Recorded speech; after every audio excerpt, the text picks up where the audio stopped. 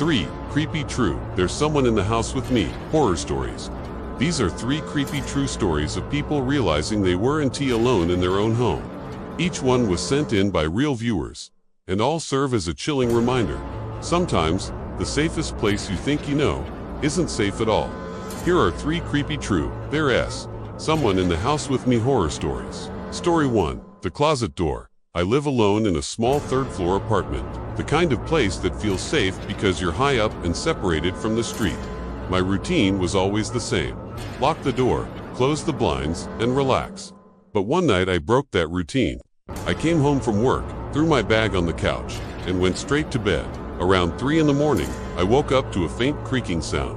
At first I thought it was the pipes or a neighbor, but then I realized it was inside my apartment. I lay still, my ears straining. The sound was slow, steady, like a door moving. My heart dropped when I remembered I had closed my bedroom door before sleeping. I sat up and scanned the room. That's when I saw it. My closet door was open a crack. I always keep it shut. My stomach sank.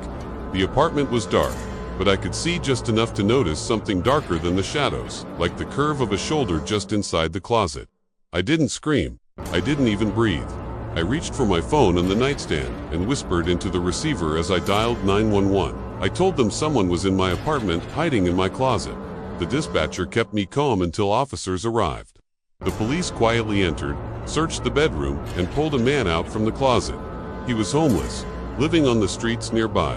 But what chilled me most was when the officer told me this was his first time he had been. I was 16 when this happened. My parents went out for the night, leaving me home alone in our 2-story house.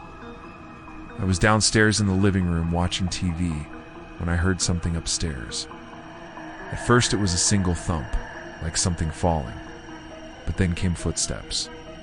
Slow, heavy, moving across the upstairs hallway. I muted the TV and held my breath.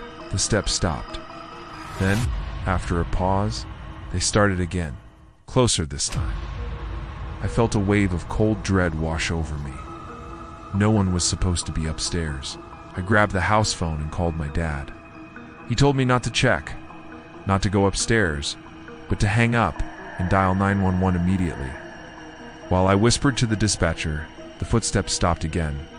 The silence was worse than the sound, like whoever it was knew I'd noticed. Minutes later, flashing lights filled the driveway. The officers went upstairs with their flashlights and searched every room. In one of the bedrooms, they found the window cracked open and muddy boot prints on the carpet. Someone had climbed in from outside and had been walking around the 2nd floor while I was downstairs. The scariest part? He was gone. They never. Story 3. The man behind the curtain. Last year, I was house sitting for my aunt while she went on vacation. She lives in one of those older houses with too many doors and heavy curtains that hang all the way to the floor. The first night was fine. But on the second, while I was making dinner, I thought I saw movement in the reflection of the microwave. Just a quick shadow passing behind me. When I turned, nothing was there. Later that night, I was lying in the guest room when I heard a faint rustling. It sounded like fabric moving. I sat up and saw the long curtains swaying slightly, even though the window behind them was shut. I told myself it was the air vent, but then I heard it breathing. Slow, deep breaths coming from behind the curtain. I froze, staring at the corner. Finally, with my heart racing, I flicked on the lamp.